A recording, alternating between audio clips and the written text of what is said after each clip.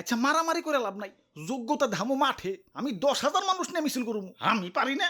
আমি 11,000 মানুষ দিয়ে মিছিল করবো। আমি বাদ থাকো মুখে, আমি 12,000। আমি 13, আমি 14, 15, 16, 17, 18, 19। আপনারা যত করবেন তার চেয়ে এক বেশি। তোরা কি শুরু করছস? আমি এনে মরতাছি আর তোরা আমার এনে কারাকারি শুরু করে দিছস। আর এই যে এত এত মানুষ নিয়ে যে কাহিনী করবি, টাকা পাবি কনে? কই থেকে আবার? সাদা থেকে।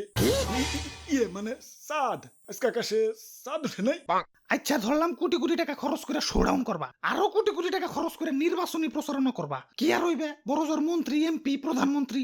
সেদিন গবেষণা করে দেখলাম একজন প্রধানমন্ত্রীর বেতন ভাতা মিলিয়ে মাসিক ইনকাম 3 লাখ টাকা, আর এমপির বেলায় সেটা 1.5-2 লাখ। এখন এই 1.5-2 লাখ টাকা বেতনের জন্য এত হাঙ্গামা কেন?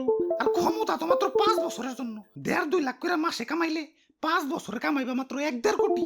এখন মাত্র 1 কোটি কামানোর জন্য খরচ করবা 5-10-20 কোটি। পাগল নাকি? লাভ ক্ষতি বুঝো না? হিসাব বিজ্ঞানে অটো পাস পাইছিলা নাকি? আরে কি যে কও, মানসি কি লাভ করার লেগে রাজনীতি করে নাকি? রাজনীতি করে হইলো দেশ ও জনগণের সেবা করার লেগে। হ্যাঁ, সেবা না কসু বাস দিয়া খাড়া করিয়া থইবা